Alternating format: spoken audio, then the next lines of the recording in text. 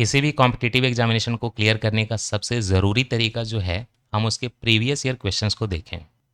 उसी से हमें पता चलता है कि एग्जैक्टली हमें क्या पढ़ना है और आगे के क्वेश्चंस हम कैसे एक्सपेक्ट कर सकते हैं। इसी कॉन्टेक्स्ट में हम लोग कर रहे हैं एक सीरीज की शुरुआत, जो है बीपीएससी के पीवाईक्यूज। 38th बीपीएससी से लेके एकदम पास्ट में आप चले जाइए, वहाँ से लेके 71st बीपीएससी जो लेटेस्ट एग्जामिनेशन है बीपीएससी का, जितने भी क्वेश्चंस आए हैं सारे क्वेश्चंस हम लोग डिस्कस करेंगे, इंक्लूडिंग 2025-26 में जो बीपीएससी ने डिफरेंट एग्जामिनेशंस लिए हैं, जैसे एईडीओ हो गया, टीआरई हो गया, इस तरह के एग्जामिनेशंस में भी जो क्वेश्चन आए हैं वो भी हम करेंगे। तो सिलेबस का हमारा सबसे पहला टॉपिक होगा कि बिहार स्पेशल हिस्ट्री के क्वेश्चंस बीपीएससी ने क्या पूछे हैं इस दौरान।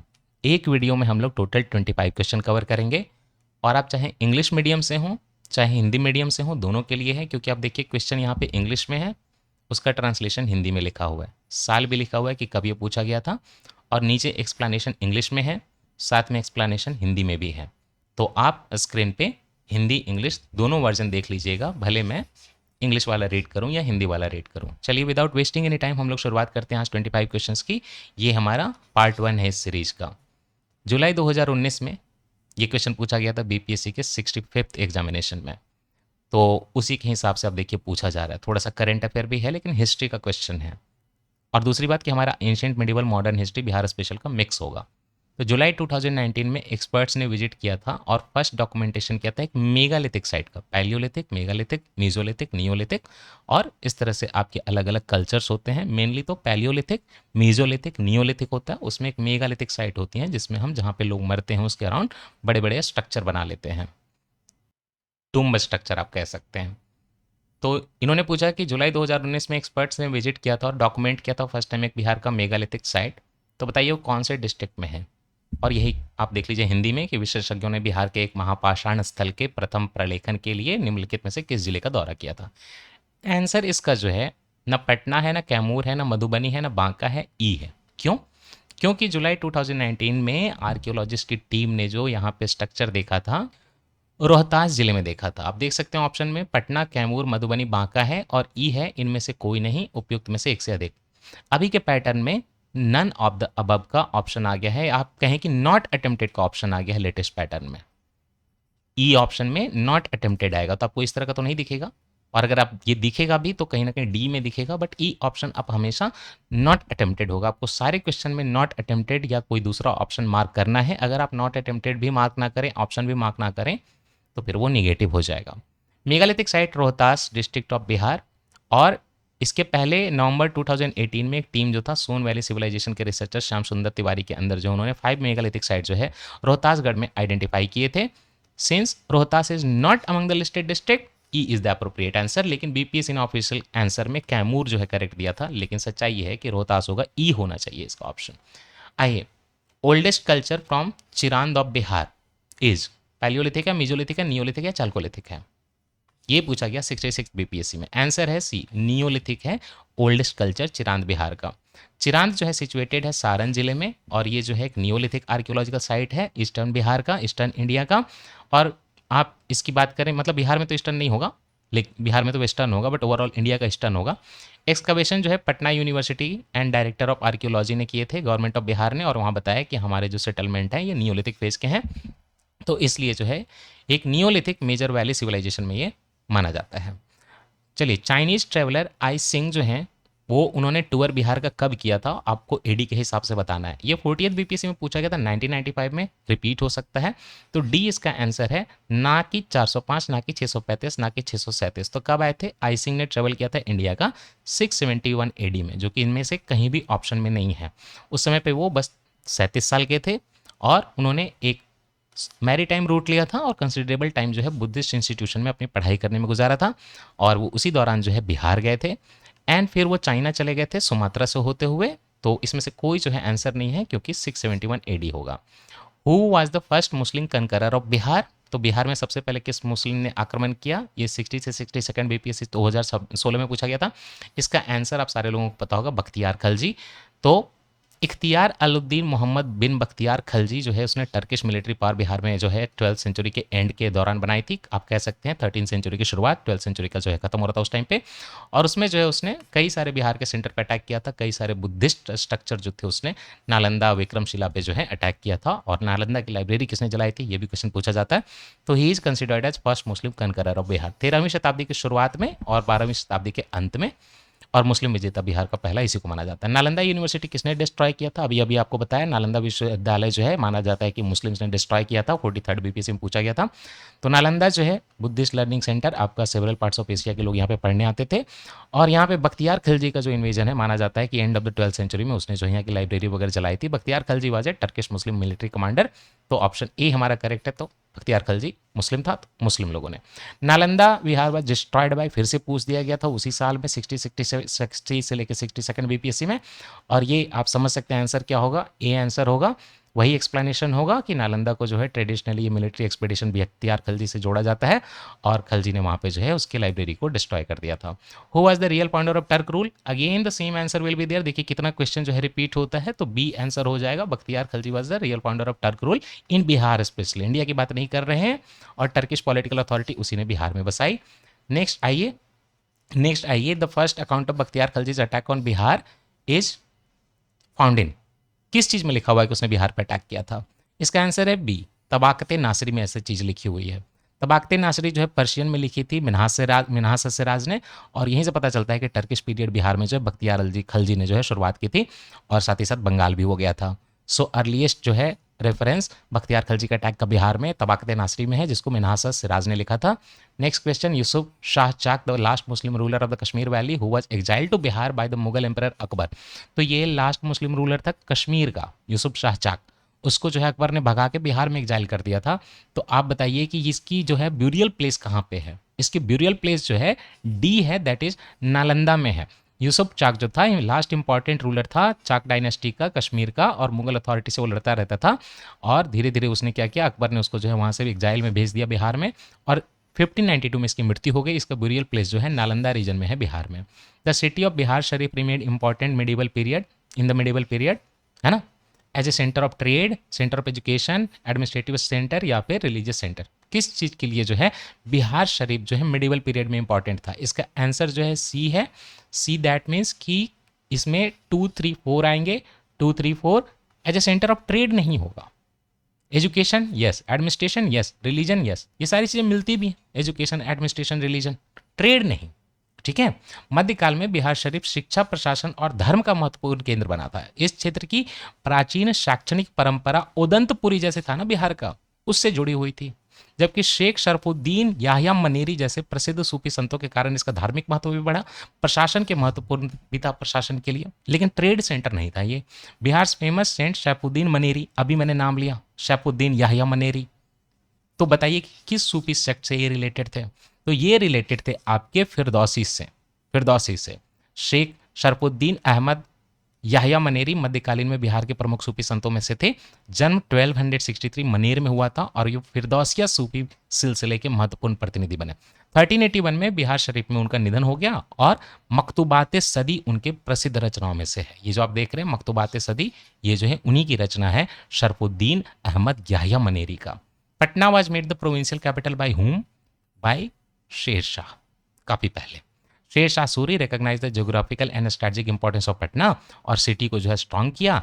According to Tarikh Daudi he constructed a strong fort there in Patna 1548 and Patna को इंपॉर्टेंट प्रोविंशियल कैपिटल बनाया। The city had much older history also, पहले पाटलिपुत्र था लेकिन शेर शाह ने अपने काल में उसको कैपिटल बनाया बिहार का। Which company established it's factory in 1632 इन पटना बिहार। इसका जो आंसर है वो है डच ईस्ट इंडिया कंपनी ने पटना बिहार में 1632 में अपना जो है फैक्ट्री बनाया था, मतलब सामान वहां पे स्टोर करती थी। Dutch East India company established trading factory at Patna in 1632 AD and the Dutch were attracted to Bihar for what. Bihar में जो है खास करके सॉल्टपीटर, शोरा जिससे बारूद बनता है, टेक्सटाइल, शुगर और ओपियम का बहुत बड़ा सेंटर था ये बिहार। ठीक है, डच नेटवर्क यहीं से फैला। When was the Bihar province merged with the Bengal province. ये सारे लोगों को पता होगा, बहुत इजी आंसर है इसका, और आंसर है सी। बिहार प्रोविंस जो है बंगाल प्रोविंस से मुगलों के टाइम पे, आप कह सकते हैं कि मतलब मिडिवल टाइम पे 1733 में आया था, मिक्स हुआ था। 1733 एडी में बिहार का सूबा जो है वो बंगाल के सूबा में जोड़ दिया गया था, और नवाब शुजाउद्दीन मोहम्मद खान के टाइम पे ये हुआ था। एडमिनिस्ट्रेटिव पर्पस के लिए बंगाल का सूबा जो है रिकॉग्नाइज्ड इनटू मतलब ऑर्गेनाइज्ड इनटू सेवरल डिवीजन्स, उसी में से एक जो है बंगाल के अंदर बिहार डिवीजन को बना दिया गया, और इससे कह सकते हैं कि अब बिहार जो है बंगाल से पॉलिटिकल इंटीग्रेट हो गया। ये काम किया था किसने? नवाब शुजाउद्दीन मोहम्मद खान ने। कब किया था काम? 1733 में, जो बीपीसी का आंसर है। अब आइए क्वेश्चन नंबर 15 पूछता है कि किस साल में Alivardi appointed deputy governor of Bihar. Alivardi को डिप्टी गवर्नर बिहार का कब बनाया गया? सब कुछ ये पढ़ा चुका मैं आपको। तो अलीवर्दी को डिप्टी गवर्नर जो है उसी दौरान बनाया गया 1733 में, जब बिहार का जो है सूबा बंगाल का पार्ट बन गया है ना। ये सीडीपीओ के एग्जामिनेशन का भी मैंने इंक्लूड किया हुआ है। तो ये जो है 1733 में हुआ था। नवाब शुजाउद्दीन ऑफ बंगाल, उसी ने अलीवर्दी खान को अपॉइंट किया कि तुम नायब सूबेदार बन जाओ। पूरा सूबा तो बंगाल हो गया, वहां तो नवाब बैठा हुआ सुजाउद्दीन, तो उसमें से जो बिहार डिवीजन है उसका नायब सूबेदार बनेगा, डिप्टी गवर्नर बनेगा, वो 1733 में अलीवर्दी खान को बनाएगा। अलीवर्दी खान लेटर जो है बाद में नवाब सरफराज खान जो है उसको चैलेंज करता है, डिफीट करता है बैटल ऑफ गिरिया में 1740 में, और इस विक्ट्री के बाद अलीवर्दी खान जो है पूरे बंगाल का नवाब खुद बन जाता है। Which year did Ali Gauhar's Bihar campaign end? Ali Gauhar का बिहार कैंपेन जो है कब साल खत्म हुआ? तो खत्म हुआ 1759 में। मुगल का प्रिंस जो था Ali Gauhar, who conducted his campaign in Bihar in 1759, and in the same year he assumed the imperial title Shah Alam two. Shah Alam two बाद में बन गया, शुरुआती नाम जो था अली गौहर था, बिहार पे अटैक 1759 में किया था, और उसके करियर में जो है बाद में वो काफ़ी कनेक्टेड रहा बिहार से। He was formally crowned at the English factory at Gulzar Bagh near Patna only in 1761। His reign witness major events such as third battle of Panipat उसी के टाइम पे, बैटल ऑफ बक्सर जो है उसी के टाइम पे। ओके, शाह आलम टू आप सारे लोग जानते होंगे इलाहाबाद ट्रीटी वगैरह के कारण। Which one of the following is the correct about the permanent settlement introduced in Bihar? ये पूछा गया था काफी पहले 2008 में, परमानेंट सेटलमेंट के बारे में क्या सही है? तो सी जो है सही है कि लैंड रेवेन्यू वाज कम्यूशनलाइज्ड, है ना, कम्यूशनलाइज्ड, भू राजस्व को निश्चित कर दिया गया था। कम्यूटेशन बोल लीजिए, कम्यूटेशनलाइज्ड, कम्यूटेशन, है ना। जमींदार was way deprived of ownership of land, ऐसा नहीं था। Right of ownership of land was hereditary and transferable, ना ना ना, अंग्रेज कैसे हेरिडिटरी कर देंगे। अबोलिशन ऑफ जमींदारी, बिल्कुल नहीं, चाहिए उनको middle man. Land revenue was commutationalised, मतलब लॉर्ड कॉर्नवालिस ने सबसे पहले इंट्रोड्यूस किया एक डेसेनियल रेवेन्यू सिस्टम, 10 साल का सिस्टम, और सब्सिक्वेंटली उसने परमानेंट सेटलमेंट लाया 22 मार्च 1793 में। इस परमानेंट सेटलमेंट में अमाउंट जो था लैंड रेवेन्यू का पेबल टू द कंपनी वो फिक्स किया गया था। तो इंग्लिश में जो पढ़े, हिंदी में देखें तो निश्चित कर दिया गया है ना, permanent. The system created stable revenue demand for the company, लेकिन जमींदार जो है वो कलेक्ट करेंगे, इंटरमीडियरीज तो वही रहेंगे। किसानों पर प्रेशर बढ़ गया, जमींदार पे प्रेशर बन गया कि फिक्स अमाउंट देना है भले अकाल हो जाए। 1830 में, 1830 के 40 के बीच में पटना सिटी किस चीज का सेंटर बना? सन्यासी रिवोल्ट या कौन सा रिवोल्ट? डी है, वहाबी रिवोल्ट। वहाबी मूवमेंट जो है एक इस्लामिक रिफॉर्म मूवमेंट, अरेबिया में आया था, अल वहाब था वहां पे, है ना, associated with Muhammad ibn Abd al Wahhab. India में सैयद अहमद राय बरेली जो है became one of the leading early propagators, and 1830s में Patna emerged as one of the important organizational and ideological center of the Wahhabi movement in India. Which British officer informed the government of India that the Muslims of the Patna used to correspond? एक British officer है जो government of India को, अंग्रेजों को inform कर रहा है कि मुस्लिम्स ऑफ पटना ये जो है आपके करस्पॉन्ड कर रहे हैं, पत्राचार कर रहे हैं 64th native infantry near Peshawar से, and urging them to rebel against the British. बताइए, अच्छा क्वेश्चन है ना, कि एक जो है ब्रिटिश ऑफिसर है वो बता रहा है कि जो बिहार के मुस्लिम है, पटना के मुस्लिम है, वो जो अंग्रेजों के अंदर जो 64th नंबर की नेटिव इन्फेंट्री जो कि पेशावर में पोस्टेड है उसको पत्राचार करके बोल रहे हैं कि रिवोल्ट कर दो अंग्रेजों के खिलाफ। ये कौन था ब्रिटिश ऑफिसर? ये था आपका ए मतलब रॉबर्ट मॉन्टगोमेरी। ये देख लीजिए इंग्लिश में Robert Montgomery. Robert Montgomery, British campaign against Wahhabi network जब चल रहा था तो ऑफिशियल इन्वेस्टिगेशन जब आपके होने लगे उसमें ये पता चला कि कई सारे एंटी ब्रिटिश सेंटर जो है डिफरेंट पार्ट ऑफ इंडिया में क्रिएट हो रहे हैं। रॉबर्ट मॉन्टगोमरी जो है वो एक जुडिशियल कमिश्नर था पंजाब का, वो रिपोर्ट करता है कि मुस्लिम जो पटना में बैठे हुए हैं एंड थनेसर में बैठे हुए हैं वो 64th नेटिव इन्वेंटरी से जो है कम्युनिकेशन कर रहे हैं पेशावर में बैठे हुए लोगों से और बोल रहे हैं कि तुम रिवोल्ट कर दो। ठीक है, वहां भी मूवमेंट का नेटवर्क को तोड़ने के लिए अंग्रेज जब चल रहे थे, काम कर रहे थे तब। In which year did the Chuar revolt of Bihar took place? अब इसका आंसर देखिए बी है 1798। क्वेश्चन जो है यहाँ पे बहुत क्लियर नहीं था, चुआर रिवोल्ट है ना, चुआड़ विद्रोह किस वर्ष हुआ था? The question is understood to refer to Chuar revolt, a prolong series of uprising in parts of the Bengal presidency. अब इन्होंने जो लिखा था चुआड़, तो बहुत हद तक क्लियर नहीं था कि एग्जैक्टली ये पूछ कर क्या चाह रहे हैं। Different parts of the Chuar registered continued from the, अब ये इन्होंने बिहार में लिखा है, चुआर रिवोल्ट बंगाल का एरिया था। तो different pages of the Chuar resistance later half of the 18th century से अर्ली 19th सेंचुरी में हुए। तो 18th सेंचुरी के लास्ट से अर्ली 19th सेंचुरी। अब क्या है कि मतलब 1798 से 1799 में बहुत इंटेंस था, तो ये ऑप्शन ले लिया जाएगा। हालांकि डिफिकल्ट क्वेश्चन हो जाता है क्योंकि सब मिलते जुलते ही हैं, बट 1798 से 1799 में काफ़ी इंटेंस था। तो इस बेसिस पे जो है यही आपका आंसर होगा। 1798 जो है Chuar revolt of Bihar took place, हालांकि बंगाल बोलते हैं इसको। व्हेन डिड छोटा नागपुर ट्राइबल रिवोल्ट अकर, ये जो है काफ़ी पहले 1994 में पूछा गया। तो छोटा नागपुर ट्राइबल रिवोल्ट जो यहाँ पे देखिए, अब साल देखेंगे ना तो सब बड़ा प्रॉब्लमेटिक है, क्योंकि no major tribal uprising specifically identified is a standard historical account simply a Chota Nagpur tribal revolt, क्योंकि छोटा नागपुर एक एरिया है, बहुत सारे वहाँ पे रिवोल्ट हो रहे थे।